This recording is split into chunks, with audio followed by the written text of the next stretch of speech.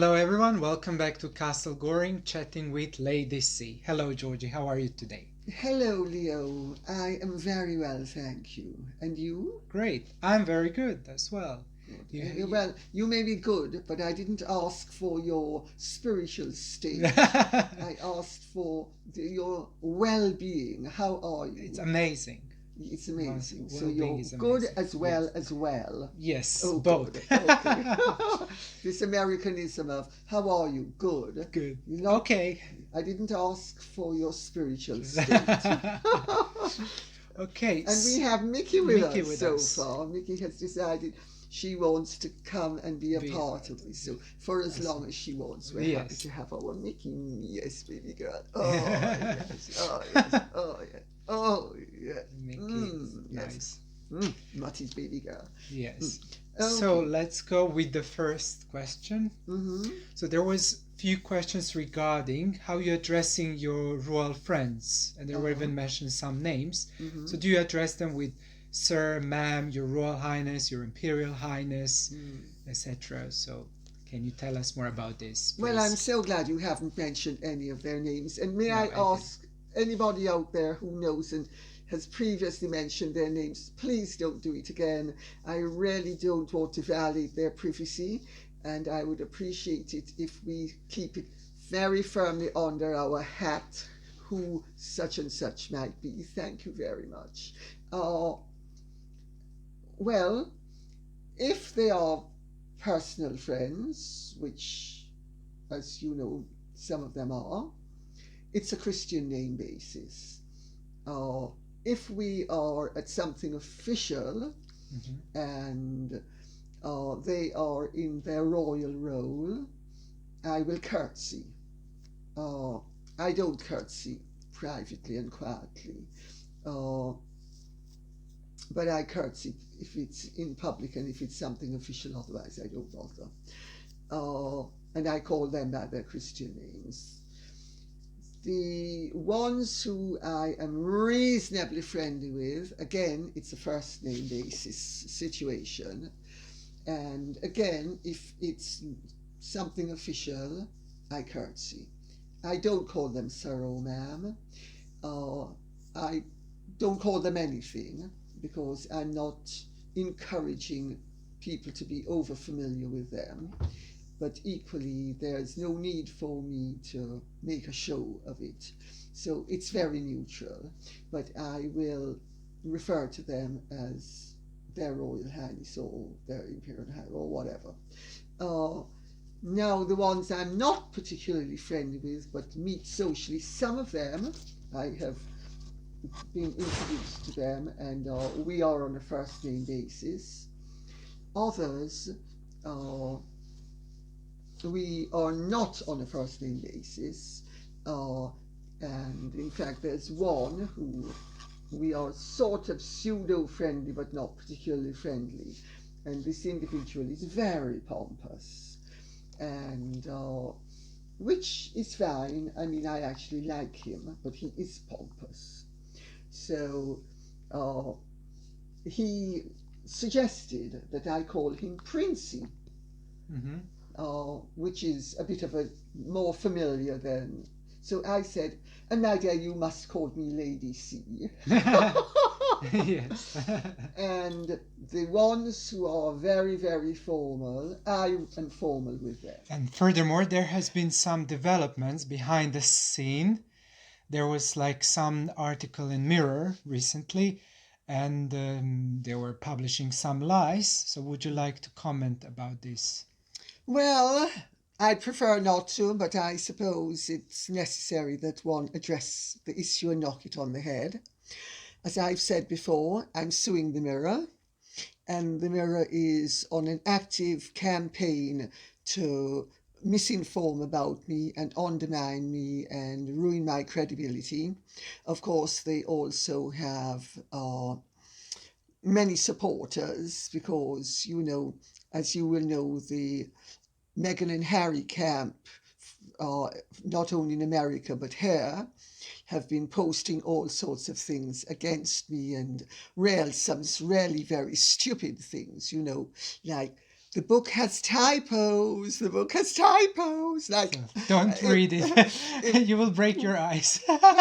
well, of course, if they'd ever read a book before the Dumbos, Yeah. they'd have known every book has typos. But anyway, But they don't have nothing else to use. They just using these small crumbs. yes, yes, but it's so they're desperate to unimaginative, use so them. unimaginative. And when they try to be imaginative, they make it even worse. I mean, you're dealing with really puerile people.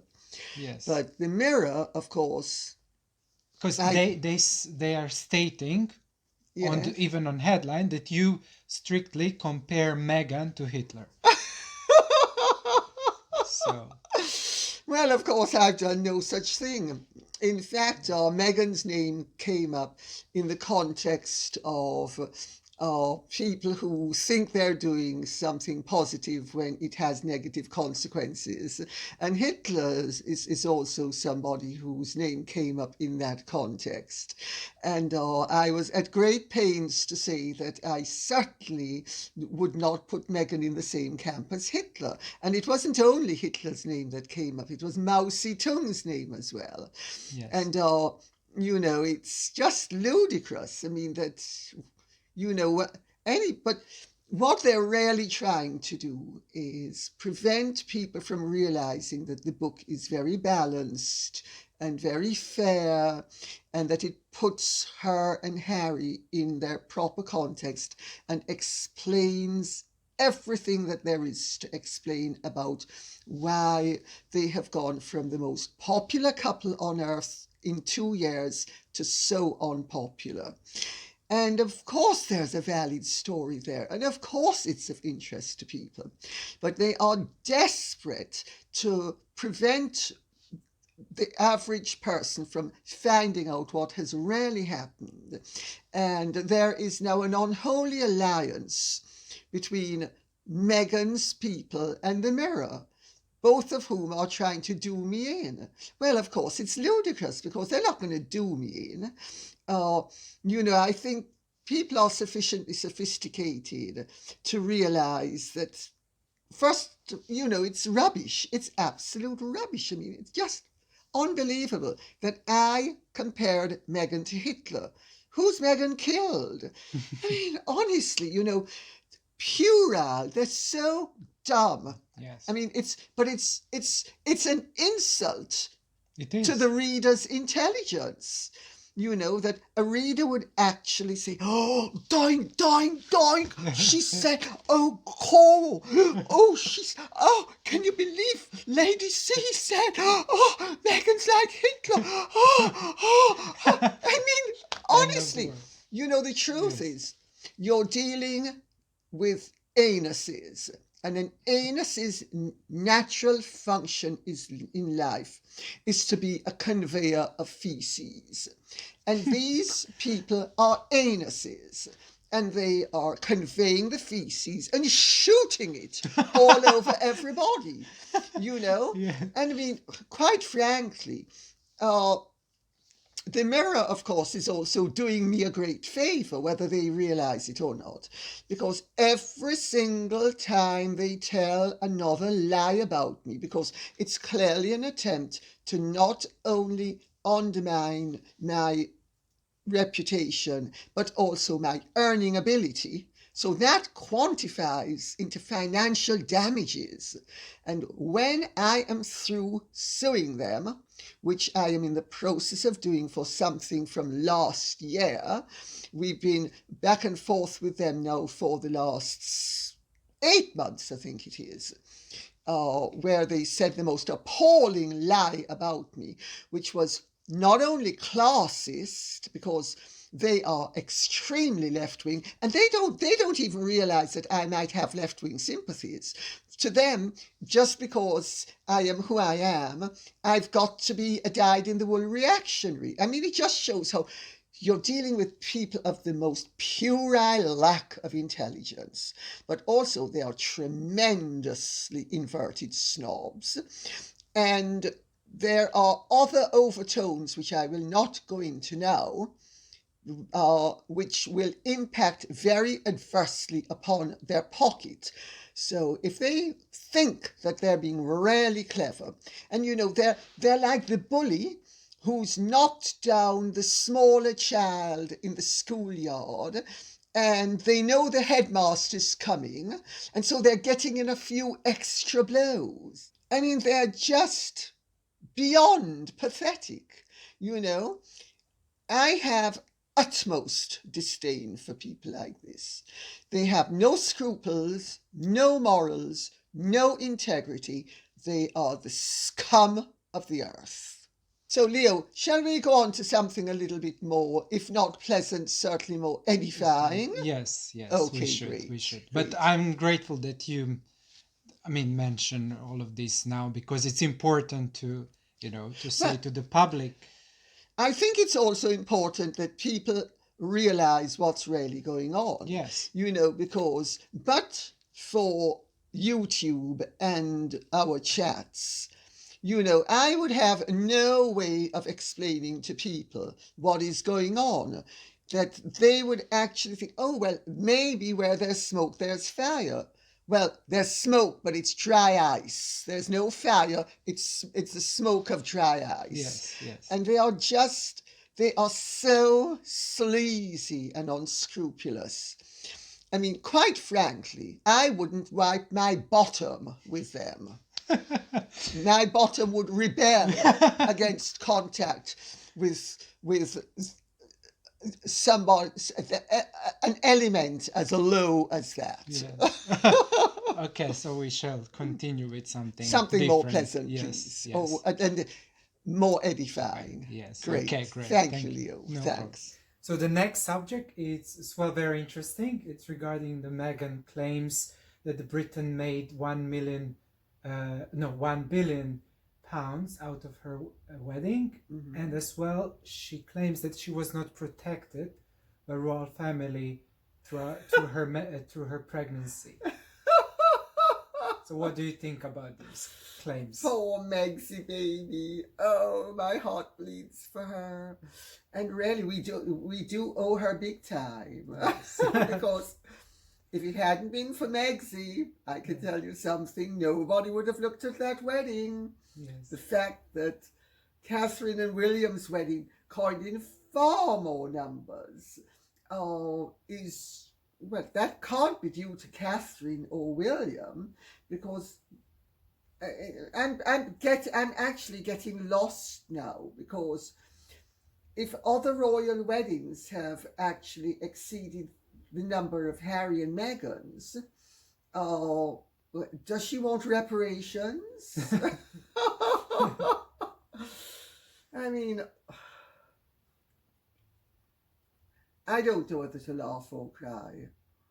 I mean, some of the things that Meghan comes out with lead you to wonder which planet she actually resides upon. So my understanding, sorry, go on. No, why do you think that for her was important to mention this, that their wedding made £1 billion? What does mean this? Well, she never misses an opportunity to toot her own horn and show everybody how important she is, and how grateful we all should be for the fact that she exists and is in a position to now tell us not only how we should lead our lives, but how grateful we should be for her existence, which is really rather tiresome and tedious, I've got to tell you. I think also what Meghan has not said is that Prince Charles paid for the wedding, yes, out of his own pocket. And this is standard royal procedure with a second son. When King George V's son, Bertie, Duke of York, married Lady Elizabeth Bowes-Lyon in 1923, King George V paid for the wedding. Lord Strathmore, who was Elizabeth's father, thought he was going to pay for the wedding, and he was going to have to organise it all, because that's what normally happens. Bride's parents are responsible for all the expenses of a wedding traditionally. And George V's private secretary said to Lord Strathmore, sorry, not only are you not paying for it, but you will have an allocated number of guests and the rest of it is up to us. And Lord Strathmore went along with that. You would imagine that Meghan would actually be grateful for the fact that she had a magical wedding, which is one of the most expensive weddings ever held anywhere in the history of civilization, and that she wouldn't be calculating. But obviously, this shows that Meghan has a very calculating side to her character. Not only in terms of what she's going to do, but she counts everything. She's a nickel and dimer. I did this for you, you did that for me, you benefited. It's really rather sleazy and tacky, I've got to tell you. She's obviously a very good accountant. She certainly is. Well, of course, I think the fact that the royal weddings make a lot of money for the nation has never been in dispute, except by Republicans. But who knows, maybe by the time Meghan and Harry are through, they will be able to spearhead the Republican movement in this country, because it seems to me that both of them are now positioning themselves very much to be Philippe Duc d'Orléans, who became Philippe Égalité. I hope they'll remember what happened to Philippe Égalité after he spearheaded the movement, really for his own glorification at the expense of his cousin, the King of France, and Louis XVI's two younger brothers, because the Duc d'Orléans hoped, being first gentleman of the crown, that he would be able to supplant not only Louis XVI, but the Counts Provence and d'Artois, who were next in line to the throne, and in fact ended up being Louis XVIII and Charles X. And I think maybe Harry and Meghan haven't studied history enough to know that Philippe Égalité's ambition resulted in the loss of his head. I mean, they're not going to lose their heads, literally, but I have an awful suspicion that the more of their antics that they come out with, it shows that they've lost their heads figuratively. Yes. But so do you think that Meghan was suffering throughout her pregnancy, and that she wasn't protected by royal family? I mean, which kind of protection she need in the pregnancy? What was happening that she saying now this? My dear, there is a certain type of person that leaves no stone unturned to make a complaint. In my book, there is a statement that says that if you gave Meghan California, she'd demand Arizona as well. And she wasn't protected by the royal family. Well, life's very tough, and she deserves all the sympathy in the world, because she's only a royal duchess with a husband that's only worth $40-something million. I mean, they're impoverished, they're deprived. He's only a royal duke. I mean, you have to feel for this woman. I mean, that level of deprivation is something that really shouldn't be allowed to exist. I mean, she should be absolutely, we should all sympathize with her. I mean, you'd have to be very hard-hearted to think that Meghan Markle was privileged. I mean, why would she be privileged? She's just the Duchess of Sussex, no longer HRH, in terms of usage, but she's still the Duchess of Sussex. She's still married to a member of the royal family. He still has his $40-something million safely be invested. she has her one or two or three or four, I think it's about $5 million, to rattle around with as well. I mean, this is serious deprivation.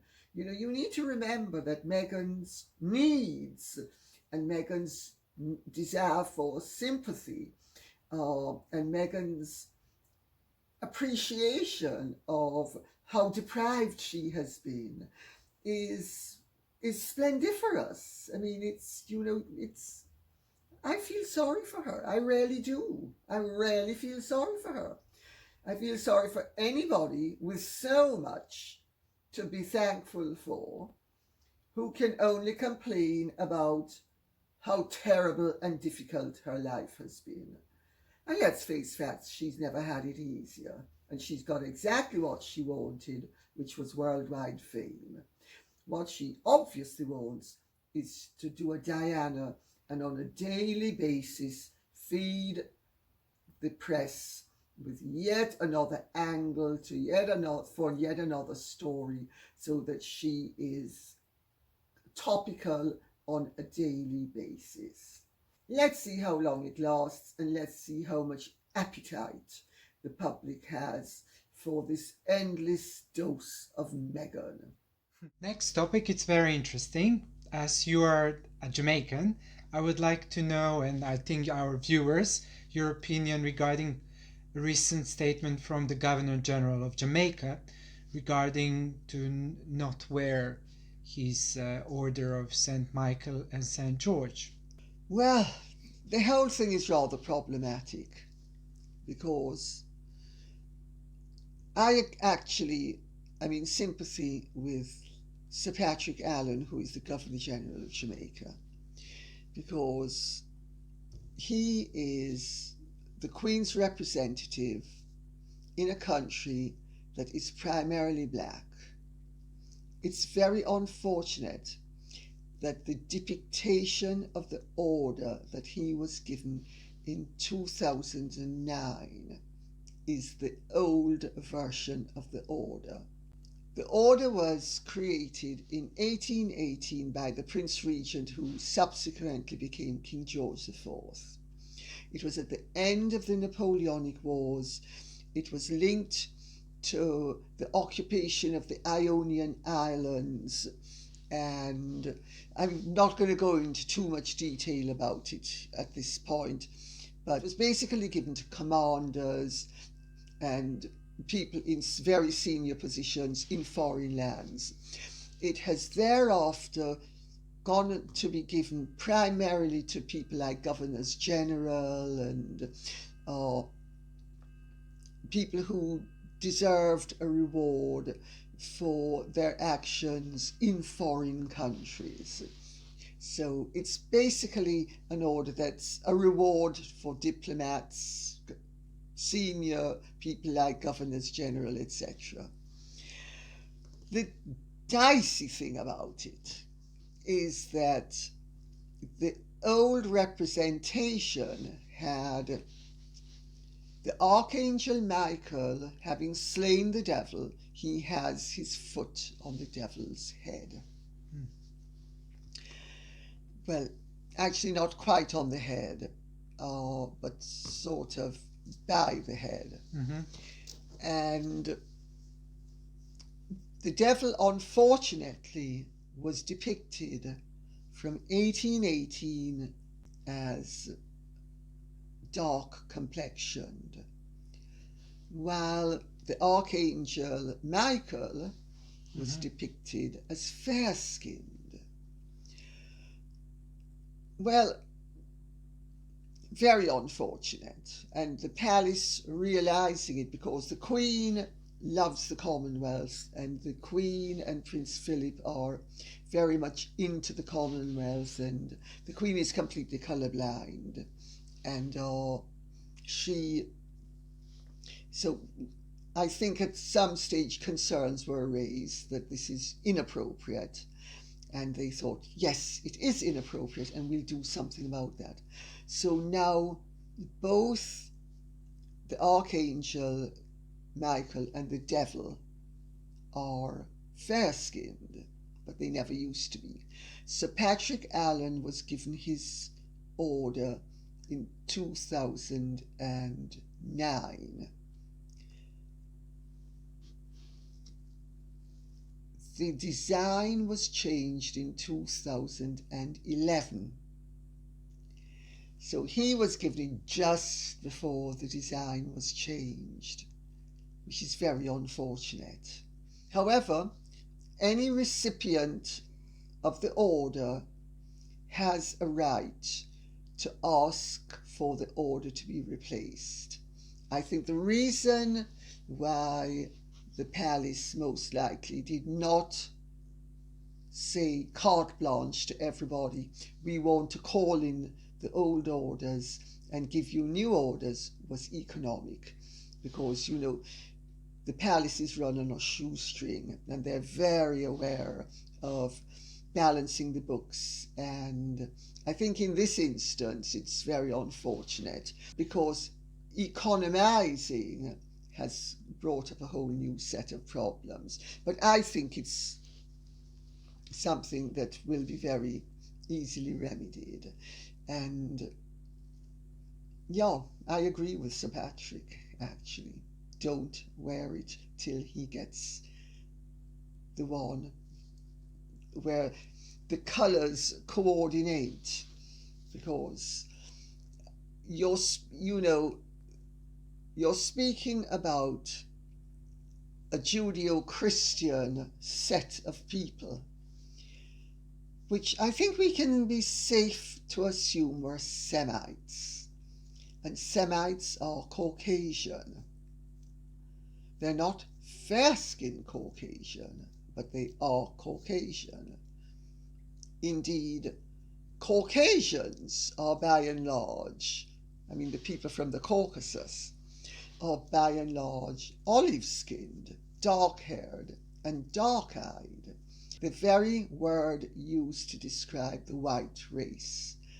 Actually, Caucasian is, the typical Caucasian is like you, Liam. Like but okay. With darker skin. Yes. So. Well, if I spend a few weeks more at the sun, I will be near it. Yes. Then you will get melanoma. Yeah, hopefully not. And we'll have to chop off your head. First head. Oh, but anyway, fun and joke aside, yes. To wrap it up, there have also been calls for the design to be changed because it is reminiscent of the way that it's reminiscent of the way George Floyd was killed. Well, I'm sorry, that I think is a stretch too far, because anybody who's studied history of art knows that it is a classical representation of victory. Whether it is St. George having his foot on the dragon's head, or the Archangel Michael having his foot on the devil's head, it's perfectly standard.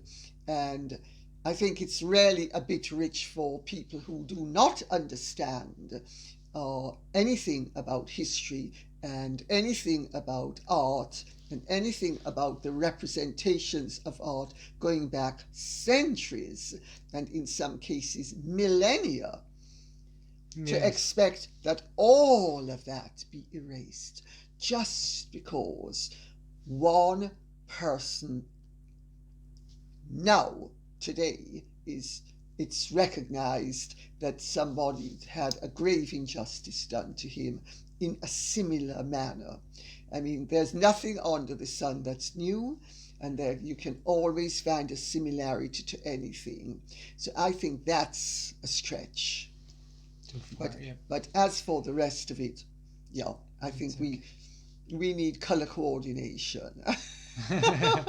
Okay. Thank you for your observation.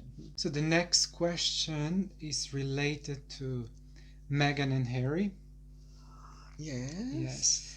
So, what is your opinion about Meghan primarily joining the Black Lives Matter movement?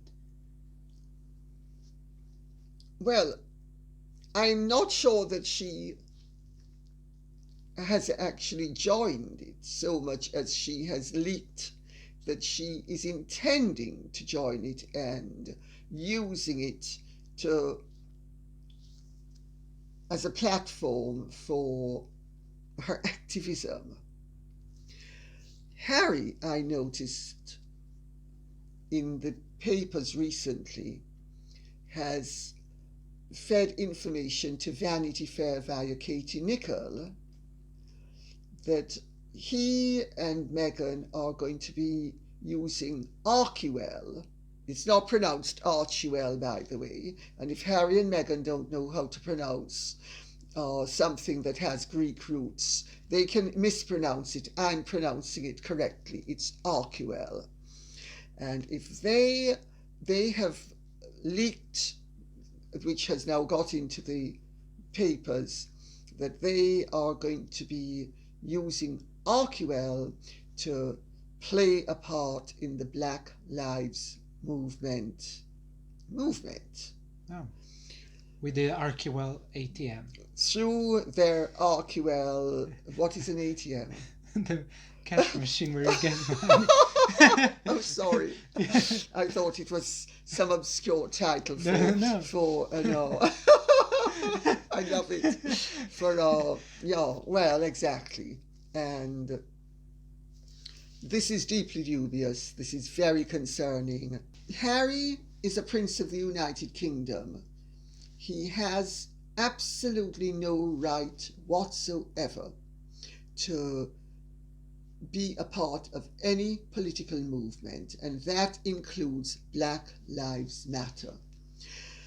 And in the last few days, what has been emerging is that Black Lives Matter is a rather more contentious movement politically than everybody who sympathizes with the aim of Black Lives Mattering, because Patrisse Cullors, who is a co-founder of Black Lives Matter, is on tape, on a video I have been sent, confirming that she is a trained Marxist. There is also the fact that in the last few days, as more and more has emerged about the radical nature of and the Marxist links and the tremendous politicization of the Black Lives Matter movement, that all sorts of very respectable, reputable people, both black and white, have been actively distancing themselves from the movement. For instance, the famous Sky sports pundit Patrice Evra, he took off his badge. Jamie Redknapp took off his badge. The host, Kelly Cates, he took off his badge. And they have distanced themselves. I have been receiving very disturbing information about people who donate to Black Lives Matter. It's called Ace Blue, if I remember correctly, processes the donation, and it is directed directly to Joe Biden's campaign. Not only is it an organization that has Marxist links and is run in part by an avowed Marxist, but it appears now to have set itself up as a fundraiser for the Democratic Party in America. Now, I have friends and relations who are Democrats, so I'm not saying that there's anything wrong with donating to the Democratic Party if you wish to do so. What I am saying is, it is very, very wrong to be donating to Black Lives Matter, and your donation is going towards helping to re-elect Joe Biden, because people they think they are donating to a cause that they're not donating to. According to very disturbing reports, Harry and Meghan have also approached Jim Steer, who is one of the organisers of the Stop Hate for Profit initiative, who they can support and what they can get behind. Again, this is a rampantly, rabidly political organisation. You know, British royals, no royal who's a member of a constitutional reigning house has the right to interfere in politics. And Harry is a British prince, and he's trying to interfere in American politics. And it doesn't matter how worthy the organization is. He is forbidden constitutionally from taking part, and so is she. If they cannot, if they want to be politicians, they need to renounce their titles and become Mr. and Mrs. Henry Windsor and beat whatever drum they want. The whole thing is deeply disturbing. We all know that Harry is not brain box of Great Britain, but but you would have to have a remarkable lack of an IQ, like maybe -20, to not figure out that if you are a member of a royal family, it does not behoove you to sympathize with or associate with or affiliate yourself and or your nuclear family with avowed Marxists. You know, I'm beginning to really despair of Harry and Meghan's ability to function in a mature and responsible manner. I mean, it seems to me that they're going from, well, they're leaping from column inch to column inch, and any cause that will get them projected from one column to another is leapt upon. It's just dreadful. I'm now going to speak as a Jamaican, having been brought up in a multiracial, multicultural society, which was very often at the forefront of race relations in a very positive way. There were injustices, there were improvements to be made, there will always be injustices, there will always be improvements to be made, no matter what the question is, no matter what the subject is. It is inevitable. If God had intended us to be angels in heaven, he wouldn't have made us human beings on earth. But he made us human beings on earth, and to be human is to be fallible. It is to be flawed. It is deeply disquieting when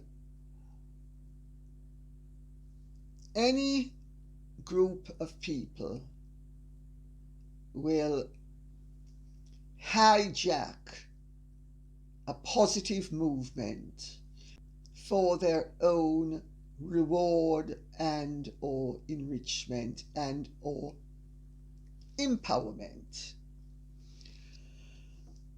As you will remember, I was one of the first people to send out that black blank screen thing. Yes.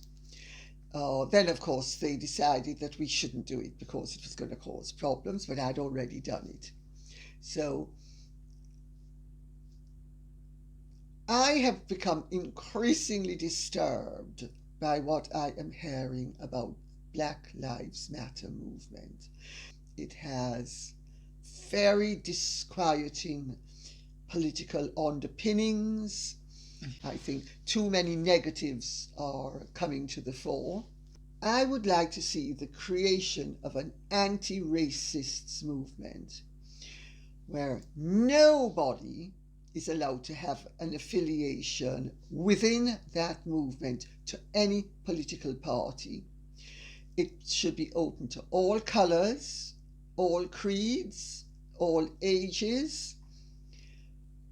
No political affiliation whatsoever, and anybody who is a part of it and is affiliated to another political party has to be completely divorced from that political party, but it has to be totally apolitical.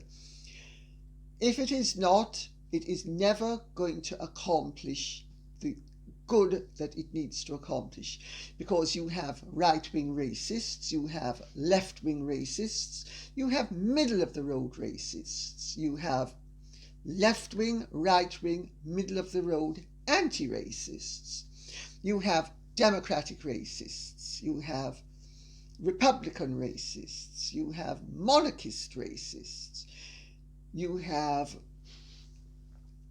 communist racists, you have capitalist racists, and you have all of them anti-racists as well.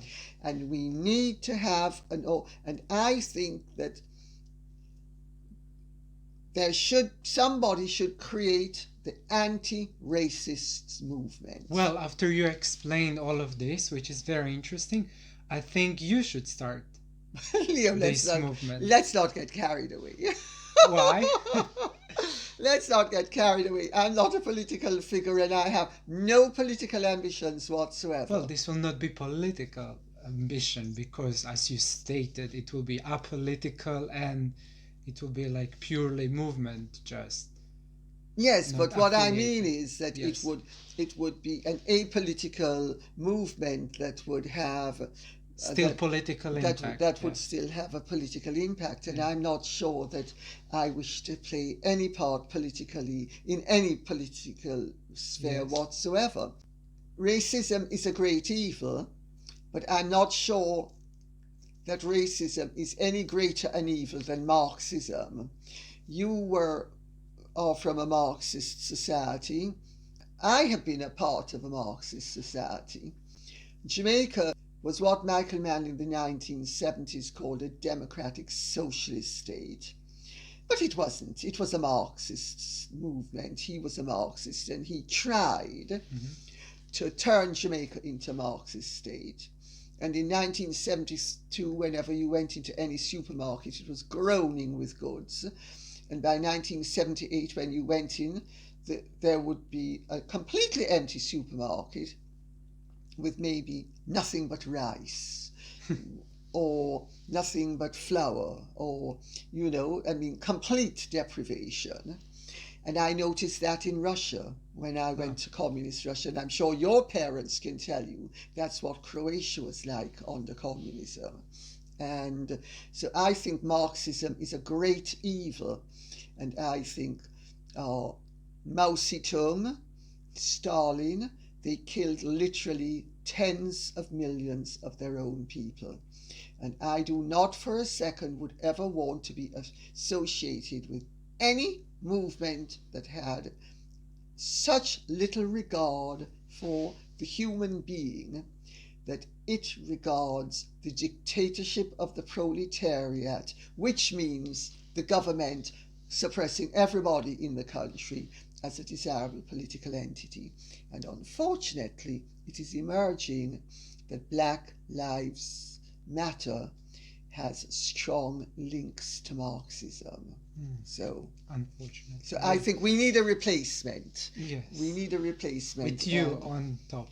No, thank you. No, that's not funny, Leo. This is a serious matter, and I don't want to say things like that. You rarely need to be spanked. Okay. So. Well, thank you very much today for your observations and answers. It was really interesting. Please keep writing your questions and comments, and we'll see you very soon.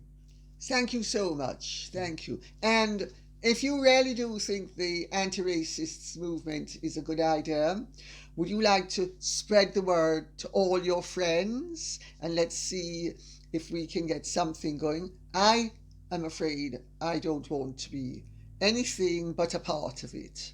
I certainly don't wish to be a spearheader of Iron anything. Iron Lady. Well, I actually knew Mrs. Thatcher slightly. Yes. Oh, Yeah, we can talk and next time about this. yes, yeah, and people have actually Yes, asked. yes, Yeah. yes. So. Great. Thank you. Thank you again. See you very soon. Goodbye.